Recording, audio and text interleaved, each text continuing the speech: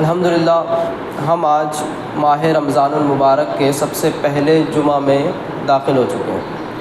یہ مبارک مہینہ اپنے ساتھ بہت سی مبارک تاریخوں کو لے کر کے آتا ہے۔ ان مبارک تاریخوں میں 3 تاریخیں ایسی ہیں جس پر پوری امت مسلمہ ناز کرے تو کم ہے۔ یہ 3 تاریخیں ہیں 3 رمضان المبارک کی، 10 رمضان المبارک کی اور 17 رمضان المبارک کی۔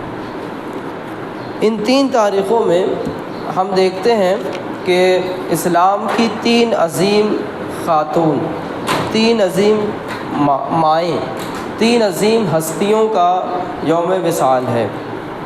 سب سے پہلے 3 رمضان المبارک جو کل دن گزرا، اس دن حضرت سیدتنا فاطمۃ الزہرا رضی اللہ تعالی عنہا کا یوم وصال ہے، اور 10 رمضان المبارک کو زوجہ رسول ام المؤمنین حضرت سیدتنا خدیجۃ الکبریٰ رضی اللہ تعالی عنہ کا یوم وصال ہے، اور 17 رمضان المبارک کو ام المؤمنین زوجہ رسول حضرت سیدتنا عائشہ صدیقہ رضی اللہ تعالی عنہ کا یوم وصال ہے۔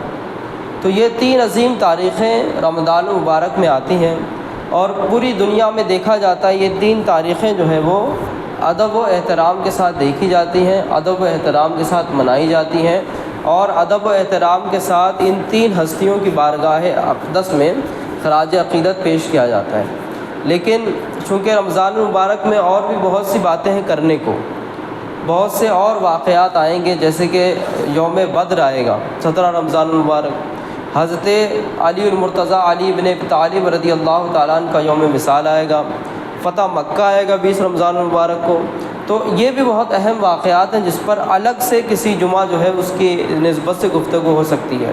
میں نے آج سوچا ہے کہ آج چونکہ ہماری 3 عظیم ماؤں کا جو ہے دن اسی رمضان المبارک میں آتا ہے، اور ہمارے مسلک و مشرب میں اہل سنت والجماعت میں عرس کا منانا، لوگ صالحین کا ذکر کرنا، یہ بڑے ہی عقیدت و کثرت کے ساتھ منایا جاتا ہے۔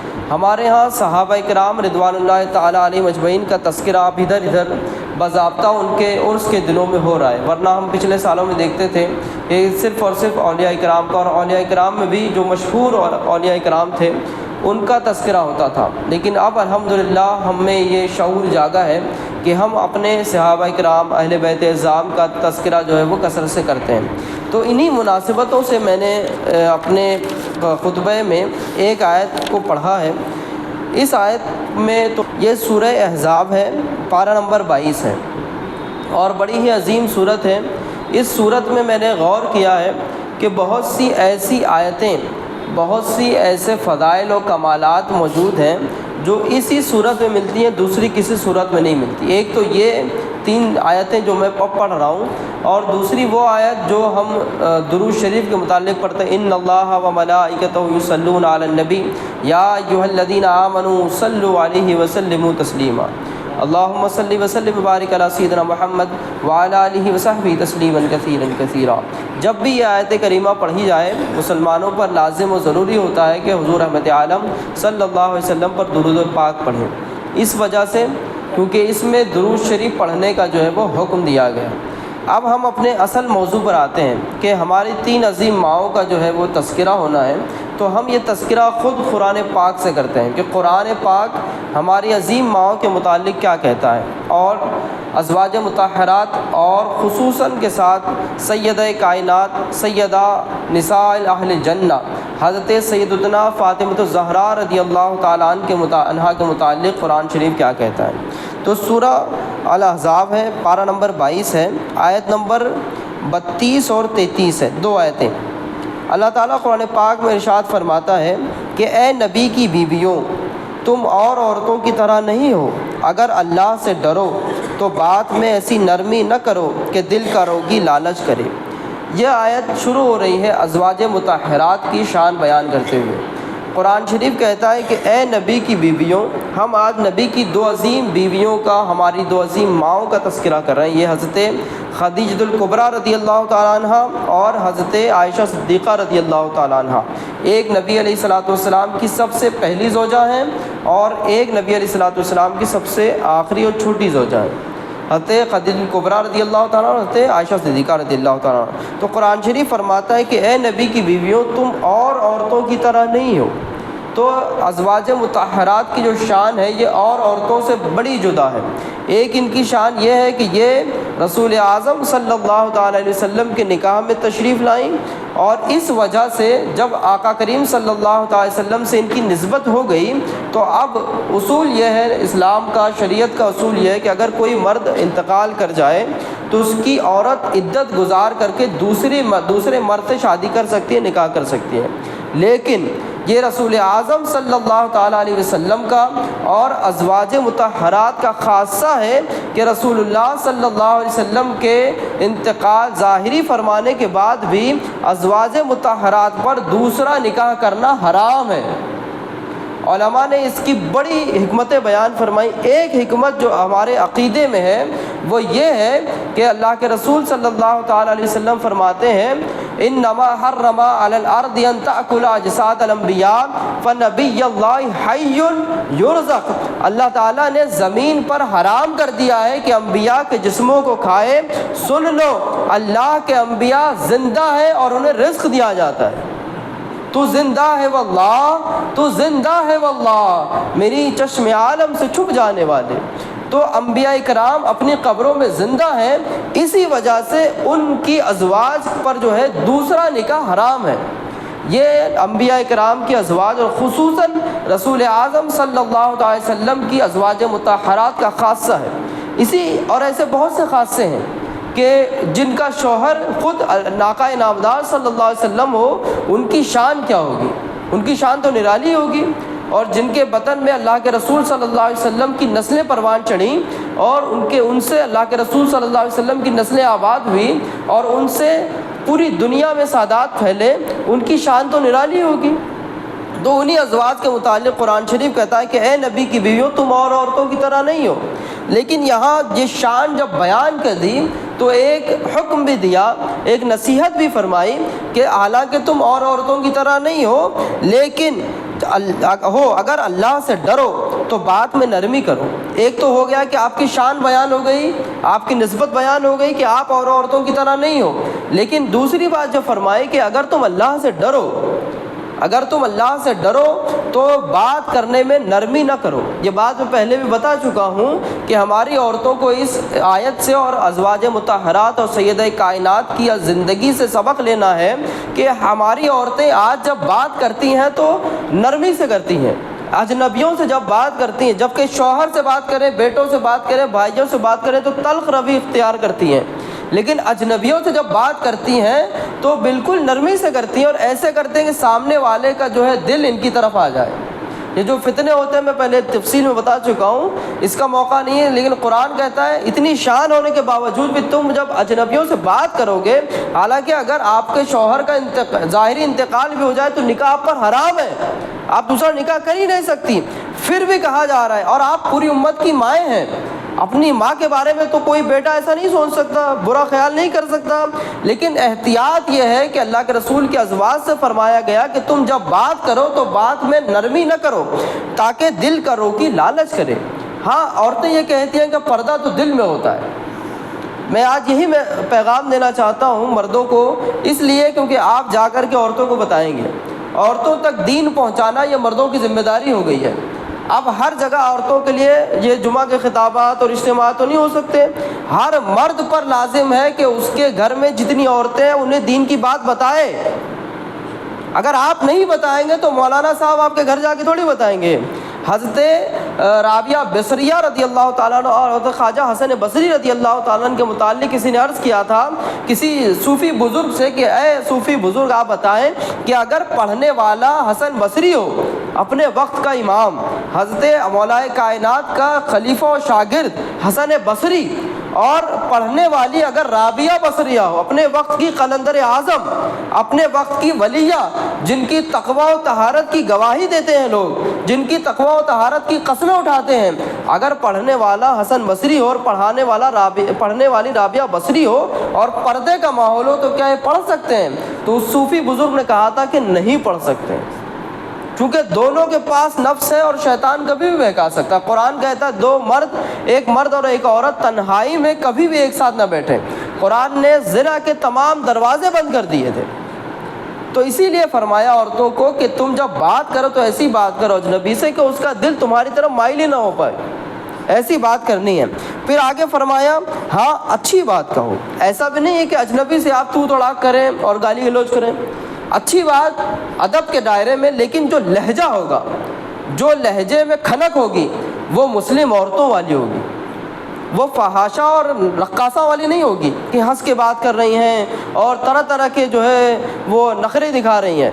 میری بات جب یہ عورتوں تک جائے تو آپ کو میں قرآن سنا رہا ہوں، میں اپنی بات نہیں کر رہا ہوں، یہ اللہ کا قرآن ہے جو کہتا ہے، تو اور یہ تمہارے لیے بہتر ہے۔ اگر تم کسی اجنبی سے ہنس کے بات کرو اور ایسی بات کرو کہ اس کا دل تمہارے طرف آئے، تو کل کو تمہارے لیے بری بات ہے، تمہاری عزت و ناموس پر بات آ سکتی ہے۔ تو قرآن کہتا ہے اچھی بات کہو اور اپنے گھروں میں ٹھہری رہو اور بے پردہ نہ رہو جیسے اگلی جاہلیت کی بے پردگی۔ یہاں پردے کا بھی حکم دیا گیا۔ اور یہ بھی بتا دوں، چونکہ آج ہم ہماری عظیم ماؤں کا ذکر کر رہے ہیں، تو اسلام نے کبھی بھی مسلم عورتوں کو یا کسی بھی دنیا کی کسی بھی عورت کو قید خانے میں نہیں رکھا ہے۔ اگر پردے کا حکم دیا ہے تو آپ کی بہتری کے لیے دیا ہے۔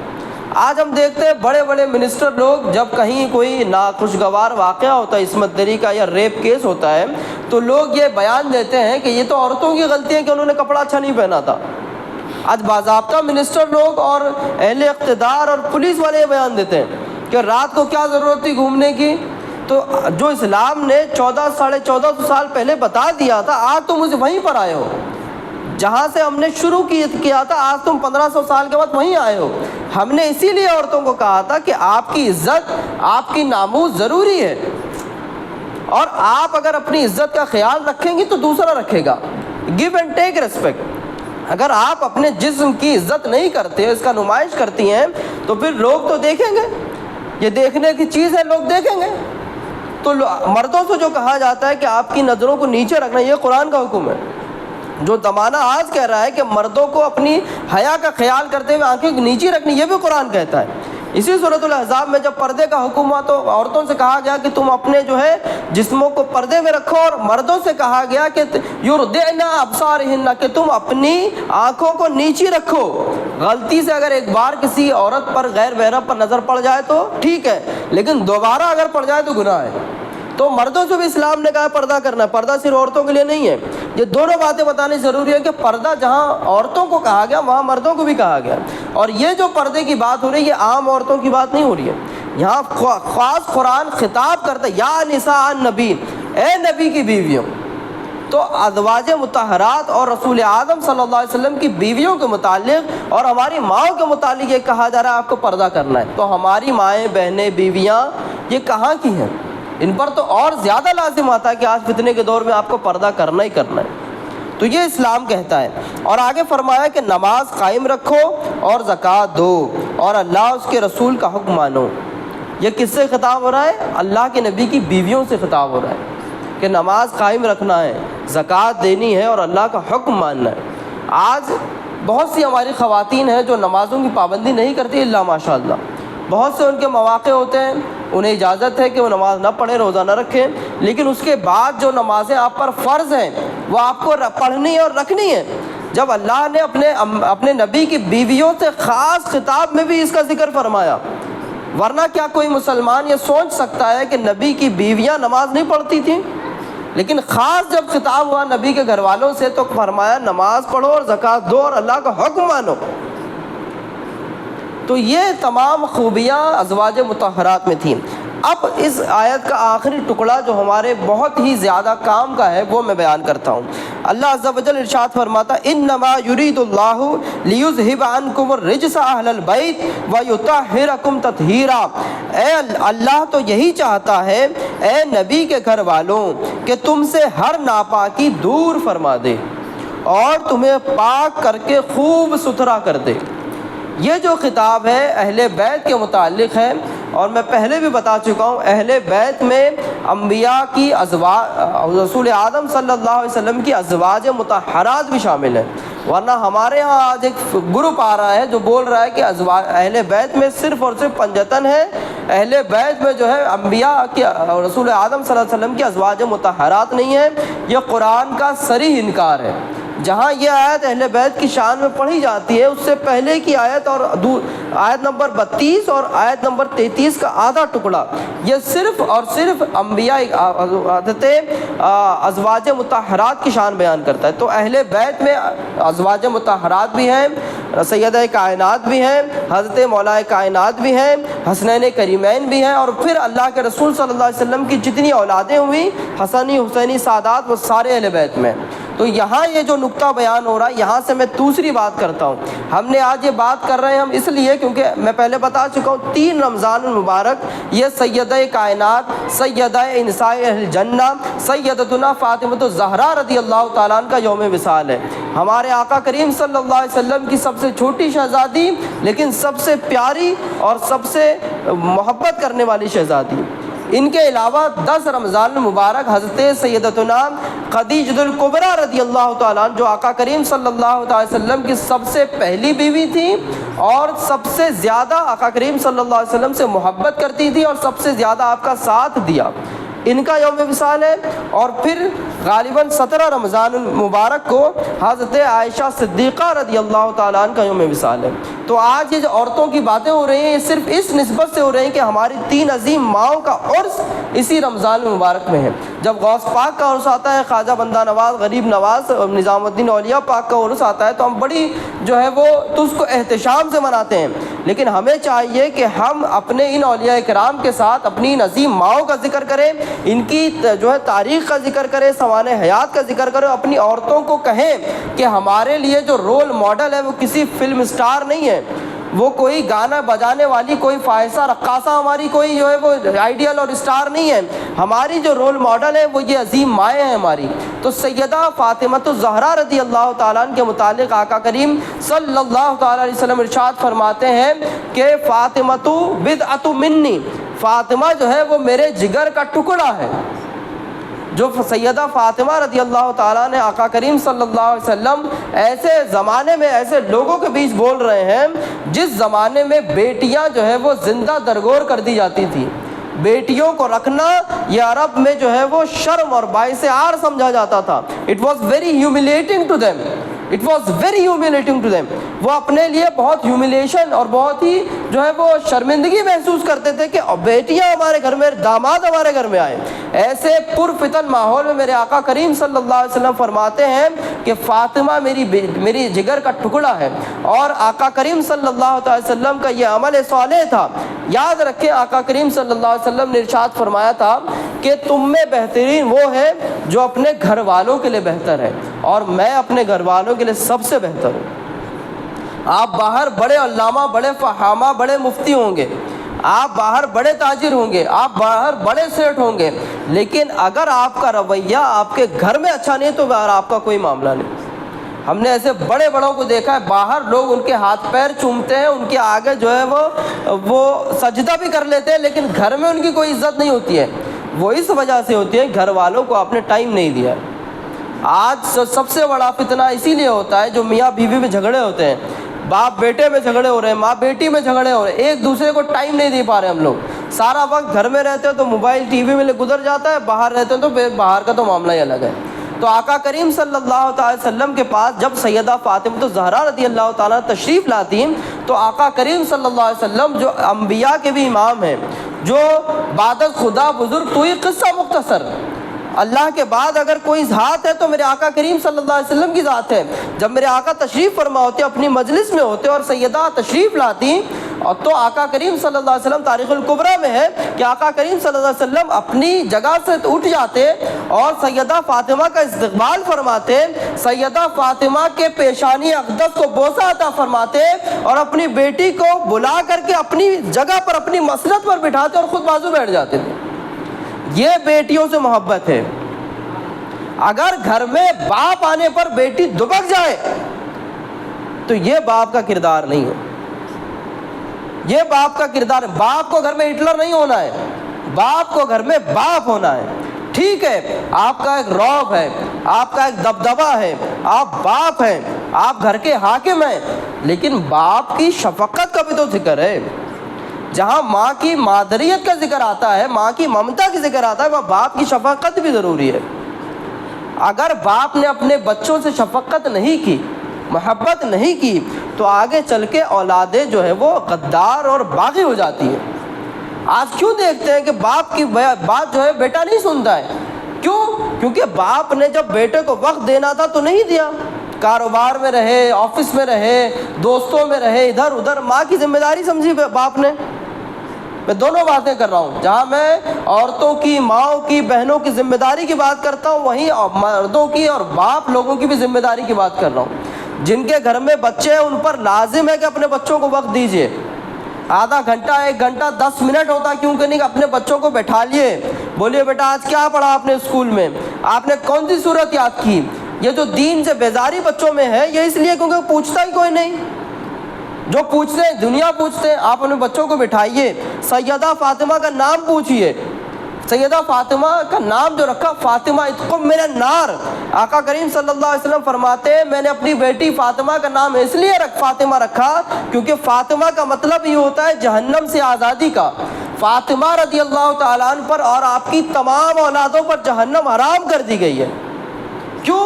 حدیث پاک میں آتا رسول کریم صلی اللہ علیہ وسلم کسی صحابی کے گھر تشریف لے گئے اور آپ نے کسی کپڑے پر جو ہے وہ اپنا ہاتھ مبارک پہنچ لیا۔ اب وہ کپڑے کو جب دھلایا جا رہا ہے تو وہ دھلتا نہیں ہے، اور صحابی فرماتے ہیں کہ جب اس کپڑے کو دھونے کی باری آتی تو ہم اسے آگ میں ڈال دیتے اور نکال لیتے تو وہ صاف ہو جاتا تھا۔ عرض کیا گیا یا رسول اللہ کیا معاملہ ہے؟ ایک دفعہ ایک کپڑے نے آپ کے ہاتھ کو نسبت جو لگائی تھی، آج اگر ہم اسے آگ میں بھی ڈالتے ہیں آگ اس کو جلاتی نہیں ہے۔ تو جس کپڑے کو رسول اعظم صلی اللہ علیہ وسلم سے ایک بار نسبت ہو جائے، مس ہو جائے، ٹچ ہو جائے، اس پر دنیا کی آگ حرام کر دی گئی ہے، اور جن کے رگوں پے میں آقا کریم صلی اللہ تعالیٰ علیہ وسلم کا خون مبارک دوڑتا ہو، کیا جہنم کی آگ انہیں چھو سکتی ہے؟ تو اصحاب رسول صلی اللہ علیہ وسلم کے علاوہ جو اہل بیت کریم ہیں ان پر جہنم حرام کر دی گئی ہے۔ اور علماء یہاں تک فرماتے ہیں کہ اگر کوئی سید زادہ یہ بولے میں سید ہوں تو پھر اس پر جو ہے وہ دلیل نہیں پوچھی جاتی، نسب پر دلیل نہیں ہوتی، یہ ماؤں کی شرافتیں ہوتی ہیں۔ آج ہم دیکھتے ہیں لوگ سادات کے متعلق جو چاہے جس کا جیسا منہ بولتا ہے۔ آپ کو کس نے حق دیا؟ کسی کی ماں کی شرافت پر انگلی اٹھانے کا حق دیا کس نے آپ کو؟ اگر کوئی بول رہا ہے میں سید ہوں تو سید ہے وہ اور اس کا رب جانے اور آقا کریم صلی اللہ علیہ وسلم جانے، اگر وہ جھوٹ بولتا ہے تو۔ حضور السلام فرماتے ہیں قیامت کے دن سارے نسب، سارے حسب کٹ جائیں گے، الا نسبی و حسبی، سوائے میرے نسب کے اور میرے حسب کے۔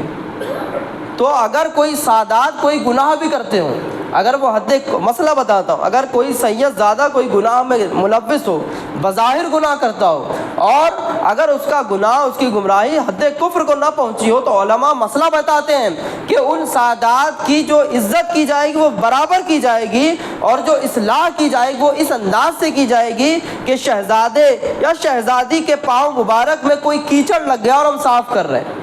ٹھیک ہے، آپ اصلاح کرنا چاہتے ہیں، اچھا انداز رکھیں کیونکہ ان کی نسبتیں بڑی ہیں۔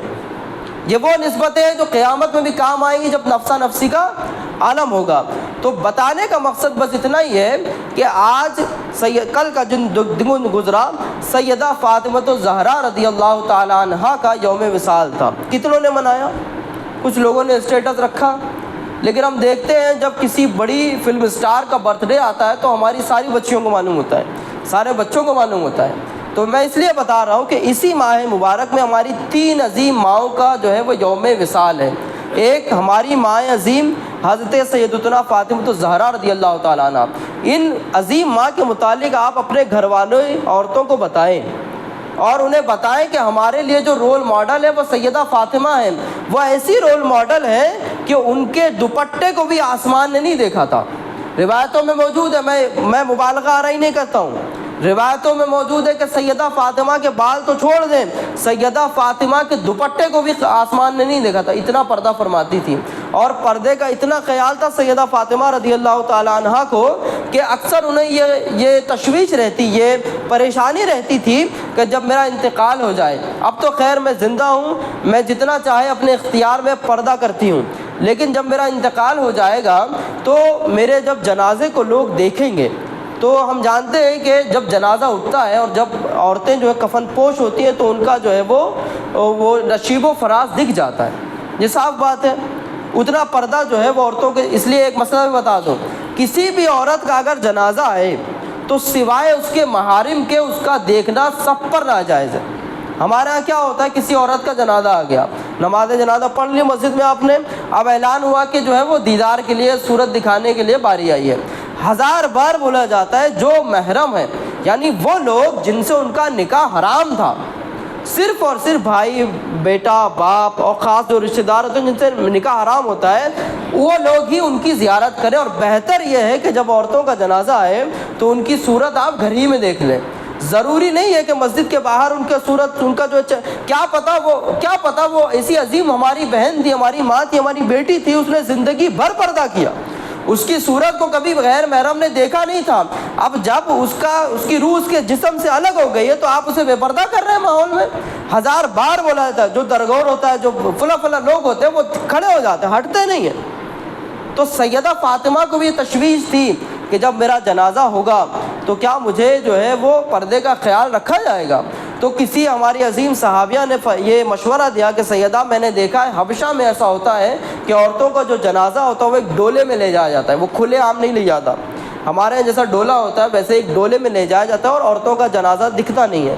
تو سیدہ فاطمہ نے وصیت فرمائی کہ میرا جب انتقال ہو جائے تو میرا جنازہ پردے کے اسی اہتمام سے کیا جائے کہ غیر محرم کی نگاہ میرے جنازے میں نہ پڑے۔ جب تک سیدہ زندہ تھی، باحیات تھی، زمین پر تھی، آپ نے پردے کا اہتمام فرمایا، اور جب انتقال ہونے لگا تو وصیت فرمائی کہ میرے جنازے کے بھی پردے کی حفاظت کی جائے گی، اور مجھے رات میں جو ہے میرا جنازہ پڑھایا جائے اور راتوں رات دفن کر دیا جائے، لوگوں کو بتایا نہیں جائے کہ سیدہ فاطمہ کا انتقال ہو گیا ہے۔ حضور رحمت عالم صلی اللہ علیہ وسلم کے انتقال کے بالکل 6 ماہ بعد آپ کا انتقال ہوا ہے۔ علماء فرماتے ہیں، روایتوں میں موجود ہے کہ سرکار اعظم صلی اللہ علیہ وسلم کے وصال کا جو غم تھا، جو ہے وہ ایک غم ہوتا ہے بیٹی پر باپ کے وصال کا، وہ سیدہ فاطمہ پر سب سے زیادہ تھا، اور اسی غم میں آپ کا انتقال ہوا ہے۔ اور سیدہ فاطمہ کے متعلق جو رسول اللہ صلی اللہ علیہ وسلم کی نسبت سب جانتے ہیں، لیکن آپ یہ بھی جانتے ہیں کہ وہ عظیم ماں ہے ہماری، یہ عظیم ایسی ہستی ہے کہ جن کا شوہر نامدار بھی تاجدار ہے، جن کے شوہر کی بھی کوئی مثال نہیں ملتی۔ حضرت مولا کائنات فاتح خیبر جناب علی المرتضیٰ علی ابن ابی طالب رضی اللہ تعالیٰ عنہ آپ کے شوہر نامدار ہیں۔ عورتیں باپ سے پہچانی جاتی ہیں، عورتیں شوہر سے بھی پہچانی جاتی ہیں، اور شوہر جب فاتح خیبر ہو تو پھر اس کی مثال کیا لاؤں۔ اور عورتیں بیٹوں سے بھی پہچانی جاتی ہیں، اور جن کے بیٹے حسنین کریمین ہوں، جن کے بیٹے مولا حسن جیسے ہوں، جن کے بیٹے مولا حسین جیسے ہوں، پھر ان کی عظمتوں کا بات ہی کیا کرنی ہے۔ یہ وہ عظیم ماں ہے ہماری، اور آج ضرورت ہے کہ ہم انہی کے ناموں پر اپنی بچیوں کا نام رکھیں۔ یہ بھی میں پیغام دینا چاہتا ہوں، آج بچیوں کے عجیب نام رکھے جاتے ہیں، بہت سے عجیب نام، ایسے نام رکھے جاتے ہیں جب نام بولا جاتا سمجھ نہیں آتا مسلم ہے غیر مسلم ہے۔ اپنے بچیوں کے نام سیدہ فاطمہ کے نام پہ رکھیں، کنیز فاطمہ رکھ لے، اور جس کا نام فاطمہ ہوتا ہے، میں بتا چکا ہوں فاطمہ کا معنی ہوتا ہے جہنم سے آزادی۔ آپ نے اپنی بچی کا ایسا نام رکھ دیا کہ آپ کی بچی کی دنیا بھی سنور گئی، آخرت بھی سنور گئی۔ اور اگر سیدہ فاطمہ کی نسبت سے آپ نے کنیز فاطمہ رکھ لیا تو پھر تو بات ہی کیا کہنی ہے۔ نام کا اثر ہوتا ہے بچوں پر، سیدہ فاطمہ کے نام پہ رکھیں۔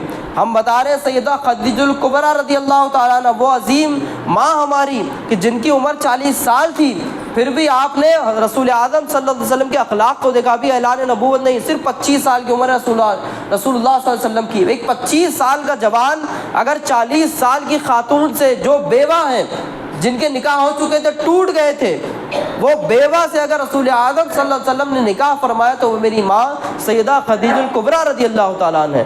اور فرمایا کہ سیدہ خدیجہ الکبریٰ رسول اعظم صلی اللہ علیہ وسلم کو جب تکلیف دی جاتی تھی مکہ میں, بہت ہی برے دن تھے, بہت ہی جو ہے وہ امتحان والے وقت تھے, ایسے میں وہ ایز اے بیوی, ایز اے وائف, بحیثیت بیوی اپنے شوہر کو تسلی دیتی تھی. بیویوں پر لازم ہے کہ وہ سیدہ خدیجہ الکبریٰ رضی اللہ تعالیٰ عنہ کی تاریخ کو پڑھیں, ان کی سوانح کو پڑھیں.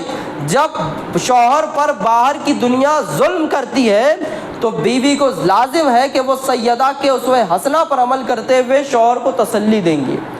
حضرت خدیجہ الکبریٰ مکہ کی سب سے مالدار خاتون تھیں. آپ کا مال کئی اونٹوں پر سفر کرتے ہوئے تجارت کروائی جاتی تھی. آپ نے سارا مال رسول اعظم صلی اللہ علیہ وسلم پر نثار فرمایا. عورتوں پر لازم ہے کہ اپنے مال کو شوہر سے چھپا کر کے نہ رکھیں, جب شوہر کی ضرورت ہو تو وہ ضرور مال دے. پھر میں تذکرہ کروں حضرت عائشہ صدیقہ رضی اللہ تعالیٰ عنہ کا. آپ بیٹی ہیں حضرت ابوبکر صدیق رضی اللہ تعالیٰ عنہ. یہ تینوں ذاتوں کا تذکرہ اگر زندگی بھر کیا جائے تو ختم نہیں ہو سکتا ہے, لیکن چونکہ اس ماہ میں ان تینوں ہستیوں کو نسبت تھی تو ہم نے یہ تذکرہ کیا. حضرت عائشہ صدیقہ رضی اللہ تعالیٰ عنہ کے متعلق تو یہاں ایک ہی بات کرنا چاہتا ہوں کہ جہاں پر رسول اعظم صلی اللہ علیہ وسلم آج آرام فرما ہے, وہ سیدہ عائشہ صدیقہ رضی اللہ تعالیٰ عنہ کا گھر ہے. اور اس گھر کے متعلق علماء یہاں تک فرماتے ہیں کہ رسول اعظم صلی اللہ علیہ وسلم کا جسم پاک, جسد اطہر, جس مٹی سے لگا ہوا ہے اس مٹی کے ذرات عرش اعظم سے افضل ہیں. یہ علماء باضابطہ اس پر دلیل دی جا سکتی ہے اگر کسی کو چاہیے تو. یہ ہوائی باتیں نہیں کرتا ہوں. جس زمین کے ٹکڑے پر رسول اعظم صلی اللہ علیہ وسلم کا جسم اطہر ہے وہ جسم کا ٹکڑا سیدہ عائشہ صدیقہ رضی اللہ تعالیٰ عنہ ہے. اور یہ جو شانیں ملی حضرت عائشہ صدیقہ کے متعلق مشہور ہے کہ اسلام کے بیشتر مسائل بلکہ آدھا دین حضرت عائشہ صدیقہ سے ملا ہوا ہے.